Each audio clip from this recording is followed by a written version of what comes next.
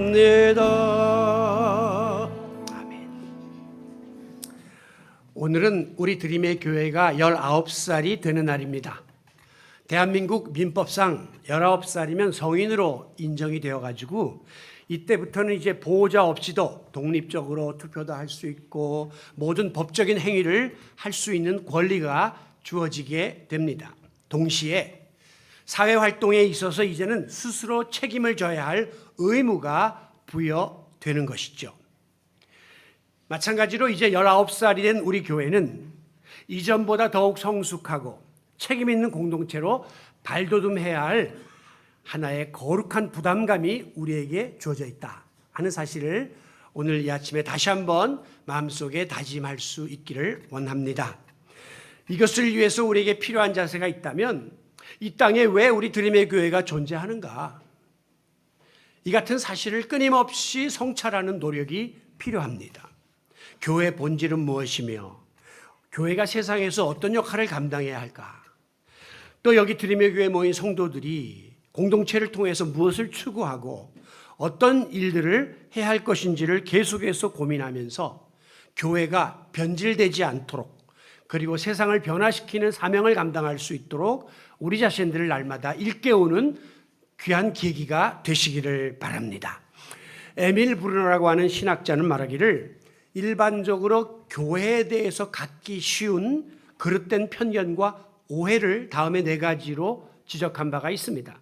많은 사람들은 교회를 교육하는 기관으로 착각할 수 있다는 것이죠. 오면은 성경 공부하고 말씀 배우고 이러니까 교회는 교육하는 곳이구나. 그러나 교육은 교회의 본질의 일부이지 모든 것이 아닙니다. 또 어떤 사람은 교회는 친교 모임이지 많은 사람들이 함께 모여서 마음을 열고 서로 교제하는 친교의 공동체라고 생각하지만 성도의 교제 또한 교회의 본질은 아닙니다.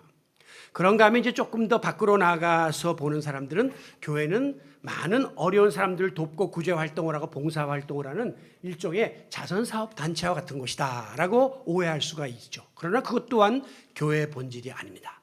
그리고 이제 사회 정의를 부르짖는 사람들은 교회는 불의를 항거하고 이 땅에 정의를 실현하는 데 앞장서야 될 그런 사명이 있는 곳이다 라고 생각하지만 정의 실현 단체라고 보는 것 또한 교회의 본질은 아니에요. 마치 코끼리의 모습을 맹인이 부분적으로 더듬는 것과 같은 것이라고 볼 수 있죠.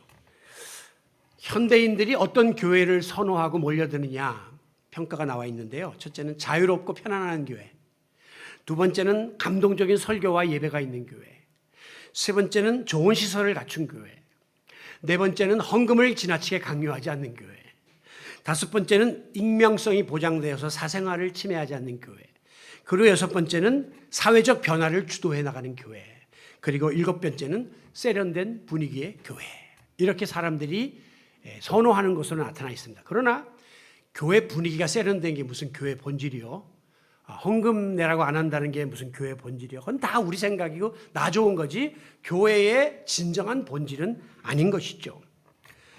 최근에 우리 기독교와 한국 교회가 다른 종교에 비해서 불신자들에게 부정적인 인식을 심고 있다 하는 이야기 많이 들으셨죠? 그래서 각 종교별 혹은 성직자별 신뢰도를 조사해 보면 교회와 목사가 가장 밑에 떨어져 있다라고 하는 거예요. 많은 사람들이 왜 그러냐라고 물으니까 다음과 같은 이유를 대고 있습니다. 교회는 너무 사업체 같아. 개인 기업 같아. 그리고 목사와 교인들의 수준과 자질이 좀 떨어지고 저질인 것 같아. 또 역시 나와요. 교회 가면 자꾸 돈을 이야기하고 물질을 너무 강요해. 그리고 무분별하게 아무나 붙잡고 예수천당 소리치면서 전도하고 뭔가 이렇게 좀 거부감을 느끼게 만들어. 이런 것들이 이제 기독교의 모든 신뢰도를 떨구고 있다는 것이죠. 한마디로 말해서 우리 기독교 신앙 전파와 우리가 구현해야 될 교회의 본질, 교회가 지녀야 될 그 정체성을 상실한 데서부터 이 모든 결과들이 오고 있다고 분석할 수 있습니다. 본질이 뭐냐? 본질은 본래부터 지니고 있는 고유한 성질을 뜻하는 거예요. 여러분 음식점의 본질은 뭐예요? 음식점은 음식 맛있게 하는 게 본질이에요. 그런데 요새 음식점들은 막 인테리어부터 거창하게 해놓고 메뉴를 막 다양하게 해가지고 사람들을 유혹하지만 음식 맛 없으면 두 번 다시 거기에 가지 않습니다. 그러나 시설이 좀 허름하고 거리가 멀고 불편해도 음식 맛이 좋으면 전국에서 몰려들어가가지고 막 10m, 20m 줄을 서고 1시간씩 대기를 한다는 거예요. 개인적으로 저는 절대 줄 서서 먹는 집은 안 갑니다. 줄 서서 밥 먹는 것처럼 비참한 게 없어요. 그 밥 먹겠다고 먹어보겠다고 1시간, 2시간을 기다리고 있는 게 싫어갖고 개인적 취향이에요. 이번에 우리 교역자 수련회 갔다가 그 가평에 있는 곳에 호수 옆에 맛집 있다고 해서 찾아갔어요. 마침 주일날 저녁이니까 사람들이 다 빠졌고 또 이제 그 시간대도 그렇고 그래서 사람이 별로 없는 거예요. 그래서 제가 물어봤어요, 종업한테. 여기가 유명하다는데 어느 정도입니까? 그러니까 아이고 어제 오늘 낮에 대기가 기본 1시간이에요. 아니 뭘 그렇게 유명하길래 그래요? 그러니까 이게 유명한 맛집이에요. 음식 맛에 진심인 사람들은요 이거 먹으려고 전국에서 온다는 거예요. 왜? 음식점의 본질은 음식 맛있게 하는 데 있기 때문입니다. 마찬가지로 이 교회가 세상에 존재하는 이유가 뭐냐?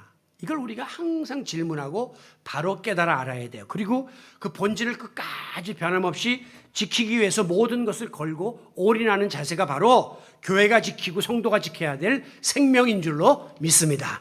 자, 그렇다면 창립 19주년을 맞이하는 우리 드림의 교회가 지속적으로 수호해 나가야 할 교회의 본질은 무엇인가?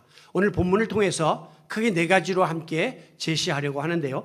먼저는 이 십자가의 정신이 살아있는 교회가 되어야 한다는 거예요.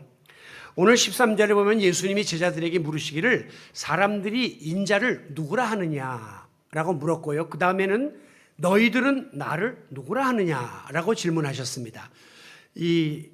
이것은요 예수님이 이제 사역의 말년에 질문하신 내용인데 거기는 어떤 의미가 담겨 있냐면 내가 3년 동안 제자들을 열심히 훈련시켰는데 과연 제자들이 나에 대해서 어떻게 알고 있고 이제 내가 이들 곁을 떠나도 과연 이 복음 전도의 사명을 감당할 만한가 하는 것을 일종의 시험해보는 마지막 테스트라고 볼 수 있습니다.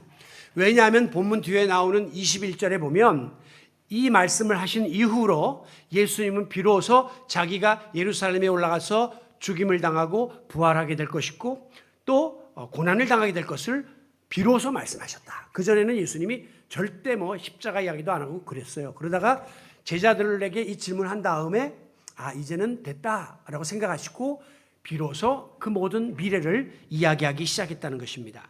여러분, 우리가 믿는 기독교의 신앙, 교회 본질의 중심에는 십자가가 있습니다. 그래서 교회마다 십자가를 걸고 있고 안 믿는 사람도 교회 그러면 십자가를 떠올리고 있을 만큼 예수 그리스도의 십자가로 오늘 우리는 구원받는 놀라운 은혜를 이루게 되었고 그것이 바로 하나님의 뜻이기 때문이에요.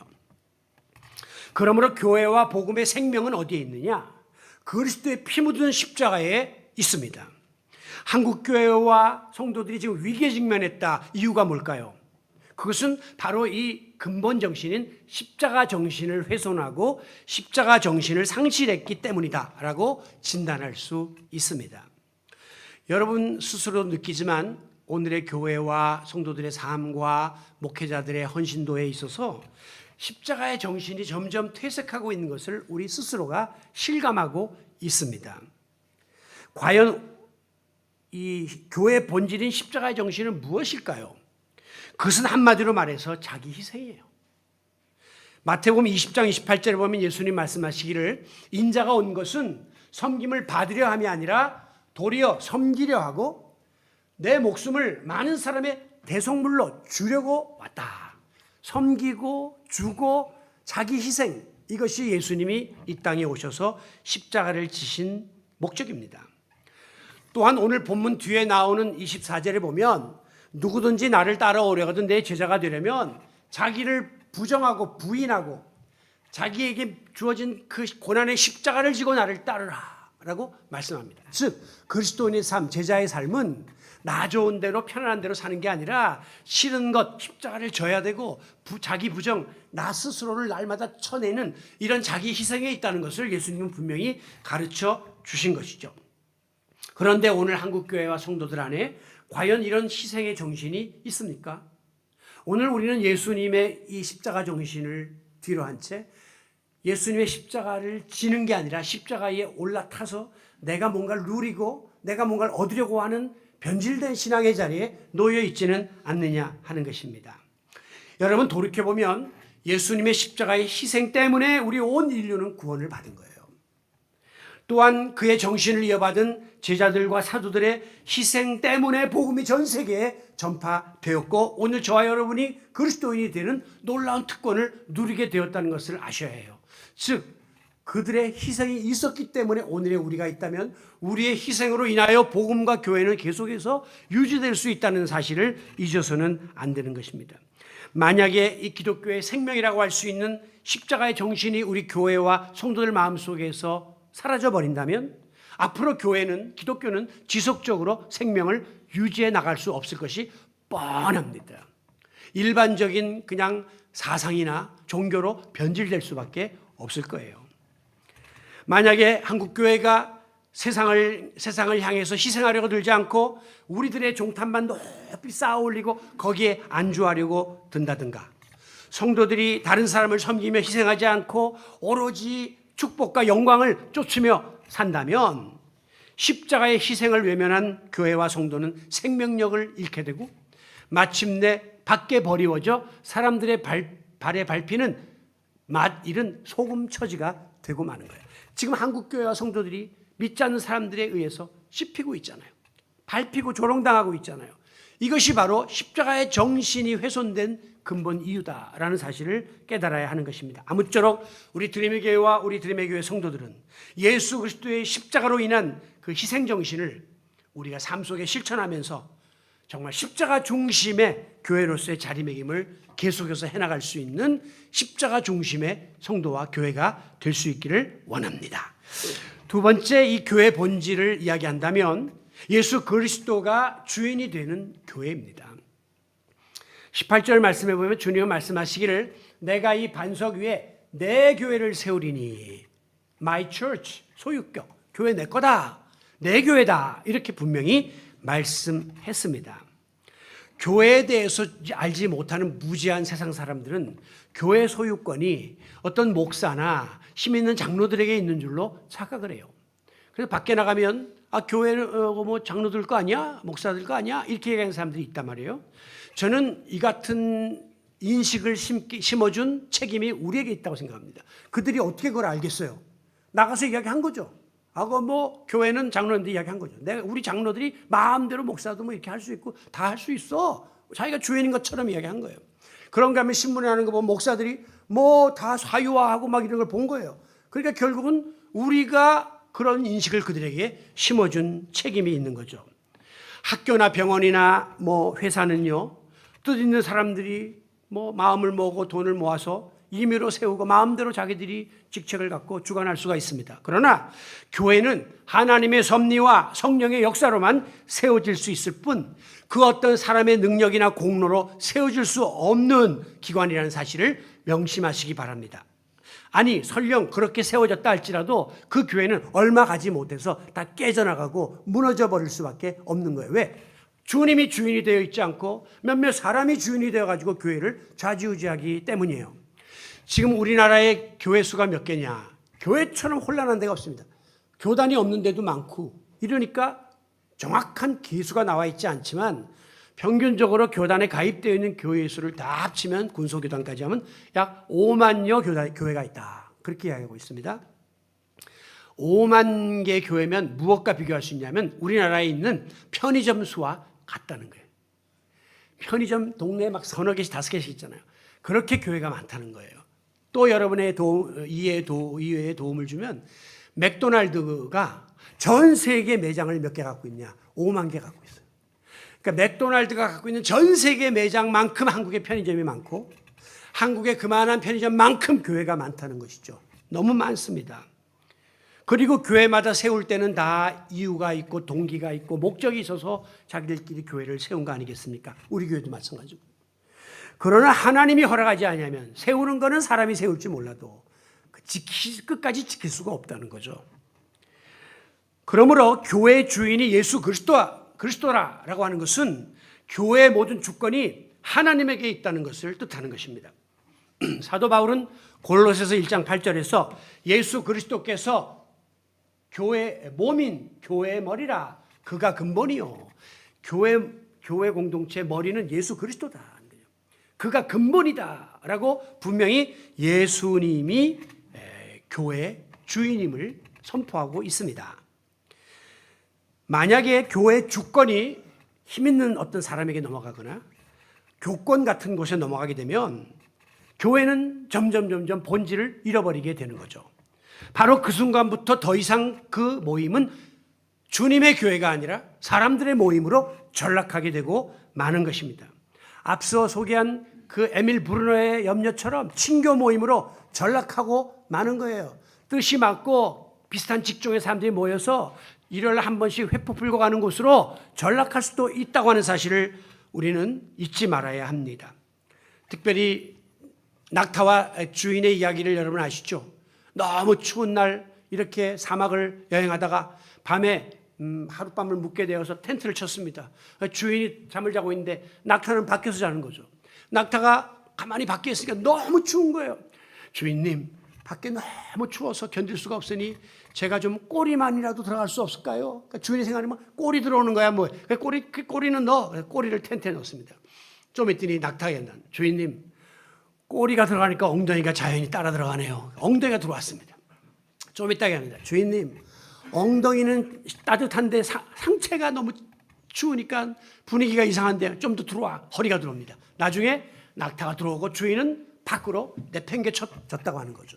지금 교회 안에 시대가 바뀌면서 뭐 여러 가지 프로그램이 들어오고 뭐 우리가 상상할 수 없는 그런 뭐 제도와 신학 사상과 뭐 어떤 탁월한 목회자가 들어와서 지금 막 교회를 일으키지만 여러분, 그들이 너무 주권을 갖기 시작하고 주인공이 되기 시작하면 나중에 우리 주님이 점점 빌려가지고 교회 밖으로 밀쳐내는 일이 벌어진다는 거예요. 그건 더 이상 교회가 아니라 모임이 되고 마는 겁니다. 구세군의 창시자 윌리엄 부스는 말하기를 미래에 닥쳐올 교회의 위협이 무엇이라고 생각합니까? 라는 질문에 대해서 교회가 중생 없는 용서를 전하는 철학적 기독교가 되는 것을 가장 염려한다 그랬어요. 정말 교회가 철학이나 윤리나 도덕이나 선행을 강조하는 그런 집단으로 전락할까 봐 두려운 거예요. 여러분의 신앙도 마찬가지예요. 중생, 복음의 본질을 잃어버린 채 교회 나가서 듣기 좋은 소리 듣고 윤리 강연 같은 설교 듣고 그럼 나가서 좋은 사람들과 만나는 것으로 만족하는 수준이 되면 교회는 이미 본질을 잃어버리게 된다는 거예요. 여러분, 우리 교회가 하나님의 뜻을 따라 세워졌고 주님의 주권에 전적으로 순종할 때 비로소 우리는 주님의 교회로서의 본연의 사명을 감당할 수 있을 줄로 믿습니다. 그러므로 우리 드림의 교회는 그리스도가 세우신 주님의 교회요. 주님이 머리 되시고 주님이 주인 되셔서 주께서 친히 주관하실 수 있도록 여러분이 가지고 있는 인간적인 취향이나 생각이나 주장을 내려놓고 주님 뜻 앞에 순종하고자 힘쓰는 그런 본질을 지키는 교회가 되시기를 바랍니다. 자, 세 번째 이제 교회 본질을 이야기하려면 바른 신앙 고백 위에 세워져야 한다는 것이에요. 18절에서 예수님은 베드로 향해서 너는 베드로라 내가 이 반석 위에 교회를 세우겠다라고 이야기했어요. 그러니까 많은 사람들이 그럼 베드로 위에다 교회를 세우는구나 라고 착각하는데 그게 아니라 게바라고 하는 반석이라는 이름을 가진 베드로가 한 신앙 고백이 있는데 16절 주는 그리스도시요 살아계신 하나님의 아들이니이다라고 했던 이 고백을 들은 다음에 이 신앙 고백 반석 위에 내가 교회를 세우겠다라고 우리 주님이 말씀하신 거예요. 교회는 하나님과 예수 그리스도에 대해서 같은 신앙 고백을 하는 사람들이 모여서 하나님을 영화롭게 하고 하나님께 예배하며 그리스도의 복음 사역을 계속해서 이어가는 공동체가 바로 교회예요. 우리 모든 신앙인들의 성도들의 공통분모는 뭐냐? 우리가 늘 고백하는 크리드, 사도신경이에요. 하나님을 믿고 그 아들 예수를 믿고 성령을 믿고 이 바른 신앙 고백을 중심으로 교회가 세워지고 여기서 조금이라도 어긋나는 모든 집단은 다 이단이라고 규정을 하게 되는 겁니다. 그러므로 교회가 감당해야 될 중요한 사명이 있다면 우리 성도 개개인이 하나님을 만나서 예수 그리스도를 나의 구주로 고백하는 신앙 고백의 자리에 나가도록 인도하는 것이 우리 교회의 사명입니다. 아무리 신앙생활을 오래 했어도 예수님이 누군지 모르고 나와의 관계를 모르고 그리스도를 나의 구주로 영접하지 못한 사람이 잔뜩 앉아 있다면 우리가 드리는 모든 예배와 헌금과 봉사와 노력이 다 헛사로 돌아가고 마는 겁니다. 왜? 기본이 안 된 상태에서 집을 짓는 것과 같기 때문이에요. 여러분이 인간관계를 맺을 때에 뭘 중요하게 여깁니까? 상대방이 누군지 다 조사하죠. 저 뭐 하는 사람인지, 나와 무슨 관계가 있는지 이걸 다 파악한 다음에라야 그 사람에 대한 신뢰가 쌓이고 마음의 문이 열리면서 관계가 유지되는 것입니다. 마찬가지로 예수님이 누구시고 뭘 하러 오셨고 나에게 주님은 어떤 분이신가 라고 하는 사실을 바로 알고 고백하는 것은 신앙생활의 가장 중요한 근간이 되는 것이에요. 이거 없이 교회 생활을 하면 그 다음부터는 공중누각처럼 순식간에 무너져 내리는 거죠. 이와 같이 확고한 신앙 고백의 바탕 위에 우리가 믿음의 집을 세워나갈 때에 비로소 건강한 신앙생활이 되고 바른 신앙생활을 할 수 있고 온전한 교회가 될 수 있는 것입니다. 그래서 우리는 교회를 그리스도의 구속의 은혜를 통해 구원받은 성도들의 모임이다라고 부릅니다. 그리고 성도들의 신앙 고백 위에 세워진 고백 공동체가 바로 교회다. 이렇게 우리가 부르고 있는 것입니다. 예수 그리스도의 존재에 대해서, 구원 사역에 대해서 우리가 믿음을 가지고 그 믿음을 내가 주관적으로 고백하고 인정하는 것, 이것이 바로 신앙 고백이에요. 여러분, 대부분의 고백은 자기의 생각과 마음과 감정에 의해서 고백을 하게 돼요. 가장 대표적인 고백을 우리는 사랑 고백이라고 말합니다. 사랑하는 젊은 남녀가 사랑 고백을 해요. 어떻게 합니까? 지식을 동원해서 저 사람 누군가를 다 조사한다고, 그 다음에 감정적인 느낌이 오고, 그 다음에 내가 손도 잡고 이러면서 뭔가 사랑이 이루어질 때 사랑을 고백한단 말이에요. 나 너를 사랑한다. 그런데 신앙 고백은 그렇지 않아요. 지성과 감정과 의지로 하는 게 신앙 고백이 아니에요. 신앙 고백은 영으로 하는 것입니다. 그렇기 때문에 이 신앙 고백은요, 영의 세계로 우리가 들어갈 때 비로소 가능해요. 어떻게 하나님이 믿어지고 예수님의 십자가가 받아들여지고 성령님의 역사가 지성으로 받아들여집니까? 감성으로 느껴집니까? 안 되거든요. 이것은 그야말로 하나님의 영이 우리와 함께할 때만 가능한 거예요. 예수님이 베드로가 주는 그리스도시여 살아계신 하나님의 아들입니다 라고 신앙 고백을 정확하게 하자 우리 주님이 이어지는 말씀 뭐라고 했냐면, 바요나 시몬아 내가 복이 있도다 칭찬한 다음에 이것을 내게 알게 하니는 이런 신앙 고백을 할 수 있게 한 것은 혈육이 아니요 내 지식이나 네 경험이나 네가 한 게 아니다. 그럼 누가 했느냐?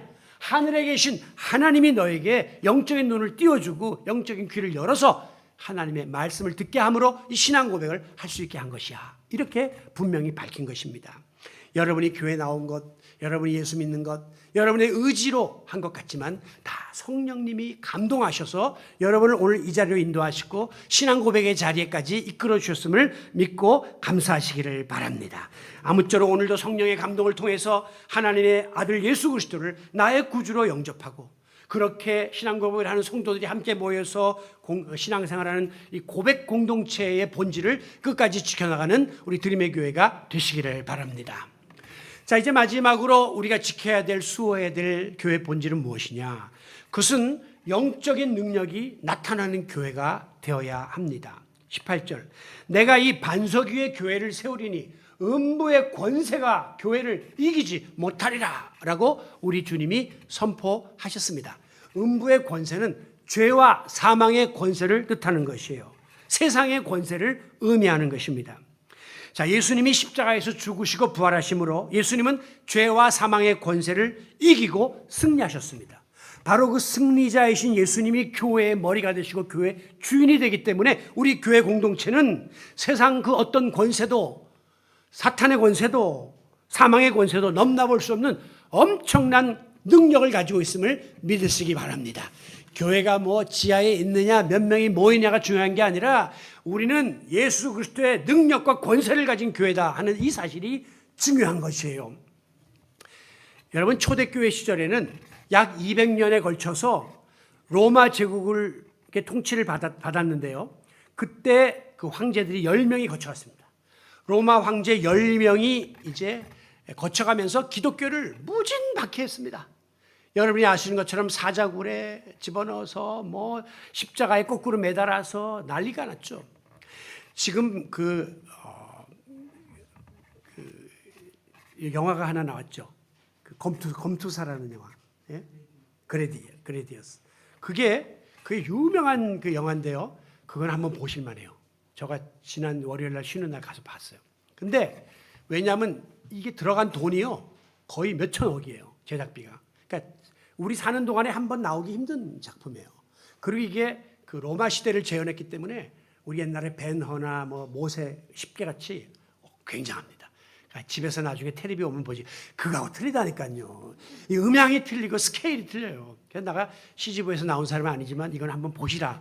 여러분의 문화생활을 위해서 그렇게 말씀드리고 싶고, 우리 나이 드신 분들은 낮에 가면요 사람 하나도 없어요. 우리끼리 다 전선에서 볼 수가 있는데 뭐 하다가 이게 나왔냐면 핍박을 받았다. 거기서도 보면 뭐 온갖 사자들이 와서 검투사하고 싸우고 막 찢기고 하죠. 그랬는데도 교회가 사라지지 않았습니다. 정신이 획가닥한 막 네로 황제가 막 불을 다 질러버리고 막 기독교인들이 했다고 다 뒤집어 씌웠는데도 기독교는 명맥을 유지했어요. 오히려 어떤 일이 벌어졌느냐? AD 313년에 콘스탄티누스 황제에 이르러 로마는 기독교를 받아들입니다. 국교로 받아들입니다. 그렇게 대대 핍박했던 기독교가 로마의 국교가 되는 놀라운 일이 벌어졌습니다. 무슨 이유입니까? 권세가 있기 때문에 그 황제들의 권세를 이긴 거죠. 세상 권세를 이긴 거예요. 우리나라는 1886년 대원군의 쇄국 정책 하에 처음으로 그 영국의 토마스 선교사가 대동강변에 와서 쪽복음을 던지고 목배임을 당해서 순교를 당해요. 물론 공식적으로는 이제 아펜셀러 이런 분들이 제물포항을 통해 들어왔지만 이 오리지널을 딱 거슬러 올라가면 그 토마스예요. 그때 그 비화를 아시죠? 토마스가 가져와서 집어던진 성경들이 다 한자로 한문으로 된 성경들이에요. 중국에서 갖고 와가지고 그때 우리나라가 한문의 그 영향력이 컸으니까 막 집어던지고 죽었단 말이에요.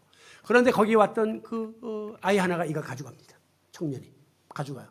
그래서 보니까 종이가 너무 좋아요. 그 당시 우리 종이도 없을 때니까 종이를 도배를 다 해버렸어요. 집에다가 성경 말씀을 도배를 한 거지. 요한복음으로. 그러니까 눈을 뜨면 뭐 하나님이 세상을 지어서 눈을 뜨면 하나님이다. 이러가 막 읽다 보니 이 사람의 마음속에 그리스도가 영접되기 시작한 거예요. 놀라운 권세가 있죠. 성경 말씀에. 그래서 결국은 복음이 전파되기 시작했는데 이 토마스의 순교를 계기로 우리나라에 많은 사람들이 순교의 피를 흘렸습니다. 예, 초대교회 당시에 죽은 사람이 몇 명이냐? 그 로마의 박해에서 수천 명대, 만대를 안 넘어가요. 수천 명대. 왜? 그때는 인구가 적을 때니까요. 그러면 우리나라가 200년에 걸쳐서 천주교를 포함해서 그 순교의 피를 흘린 사람이 몇 명이냐? 3만 명이에요. 그러니까 우리가 초대교회 시대보다 더 많은 사람이 이 순교의 피를 흘린 거예요. 그래서 지금 한국교회가 권세 있게 부흥되고 이렇게 놀라운 세계 초유의 부흥을 초래하게 된 것입니다. 이게 교회에게 주어진 권세입니다. 에베소서 1장 22절에 보면 만물을 그의 발 아래 복종하게 하시고 그를 만물 위에 교회의 머리로 삼으셨다. 예수 그리스도의 발 아래 모든 세상 만물은 다 복종하게 만들었다는 거죠. 예수님을 모든 만물 위에 머리로 삼으셨다는 거죠. 우리는 그분을 머리로 모신 그리스도인이고 교회 공동체이기 때문에 오늘 세상의 그 어떤 세력도 교회 공동체를 무너뜨릴 수 없음을 믿으시기 바랍니다. 뭐 요즘에 반기독교 세력들이 준동하고 온갖 모욕을 주고 뭐 개독교라 그러고 난리법석을 치지만 역사는 그들의 파멸을 예고하고 있을 뿐 권세 있는 주님의 교회는 주님 오실 때까지 유지될 수가 있는 것입니다. 오늘 본문 19절에 보면 예수님은 베드로에게 내가 천국의 열쇠를 너에게 준다. 내가 땅에서 매면 하늘에서 매이고 내가 땅에서 풀면 하늘에서 풀린다. 놀라운 권세를 주신 거죠. 이제 이 말씀을 로마 가톨릭 교회가 잘못 응용해가지고 이 천국 열쇠를 받은 일대 베드로가 로마의 교황, 일대 교황이 돼가지고 지금도 교황의 제도가 유지되고 있습니다. 교황이 하나님과 교류하는 그런 존재고 무오하고 오류가 없고 저렇게 땅에서 열면 하늘에서 열리니까 교황을 통해서 모든 것을 해야 된다는 그 전통을 이어오고 있지만 그것은 바른 전통이 아니죠. 우리 교회 공동체에 천국 열쇠를 주신 거예요. 그렇기 때문에 오늘 우리가 이 교회 안에 모여서 정말 말씀을 듣고 기도하고 찬양할 때에 능력이 일어나고 변화가 일어나는 것입니다. 우리가 예수의 이름으로 선포할 때 사탄이 벌벌 떨며 도망가게 되고 죄악 세력을 제압하는 일들이 나타나게 되는 거죠. 권세 있는 교회가 교회의 본질입니다. 매일 삐리삐리 해가지고 얻어맞고 싸움질하고 경찰이 와서 뜯어말리고 하는 것은 교회 본질이 아니에요. 법원에 끌려가갖고 양파가 막 싸우고 그제 분당에서는 양파가 서로 격투를 해갖고 뭐 100명이서 뭐 부상을 다 이런 건 교회 본질이 아니에요. 교회 주님이 이미 떠난 교회죠. 아무쪼록 우리 드림의 교회가 영적인 권세를 지닌 교회가 되어서 세상에서 방황하고 상처 입은 영혼들 이 재단에 오면 예수의 이름을 믿게 되고 구원받고 치유받고 회복되는 역사가 나타나고 변화된 삶을 살아가는 간증거리들이 꼬리를 물고 나타날 수 있기를 원합니다. 무엇보다도 마지막 때의 영적 전쟁에 승리하는 믿음의 용사로 우리가 다 훈련받아서 이 땅 위에 하나님 나라를 이루는데 귀하게 쓰임받는 능력의 공동체가 되시기를 바랍니다. 오늘 말씀을 마무리합니다. 이제 성년의 나이로 진입한 그래서 19살이 된 우리 드림의 교회 성도들에게는 이제 성인으로서의 의무가 주어졌다. 거룩한 부담이 주어졌다라고 했습니다. 그것은 바로 우리를 넘나보려고 수없이 도전하는 대내외적인 이 비본질적인 위협들과 싸워야 돼요. 그전에는 그냥 부모님 밑에 있었지만 이제는 우리는 싸워야 해요. 내 길을 가야 해요. 주님 오실 때까지 우리가 본질을 수호하는 교회가 되기 위해서 다음 4가지의 교회가 되자라고 말씀을 드렸습니다. 십자가 정신이 우리 교회의 중심에 자리 잡고 있고 예수 그리스도가 교회의 머리 되셔서 우리 교회를 다스리시고 신앙 고백이 반듯해서 성도들이 흔들림이 없으며 영적인 능력이 나타나서 세상의 모든 세력들을 제압하는 그런 위대한 교회가 되어서 하나님의 마음을 기쁘게 하고 주님의 마음에 합한 그런 귀한 교회로서의 사명을 계속해서 감당해 나갈 수 있게 되기를 교회 머리 되시는 예수 그리스도의 이름으로 축원합니다. 좋으신 아버지 하나님 감사합니다. 우리 드림의 교회 지난 19년 동안 눈동자같이 지켜주셔서 너무나 감사합니다. 눈물과 기도로 시작했던 교회 오늘 여기까지 온 것은 전적인 주님의 은혜입니다. 이제 우리 교회가 앞으로도 계속해서 교회 본질을 지키면서 사사로운 일에 연연하지 아니하고 큰 대의를 이루게 하여 달려나가는 믿음의 공동체가 되게 하여 주시옵소서. 예수님의 이름으로 기도하옵나이다. 아멘. 오늘 우리 교회 창립 19주년을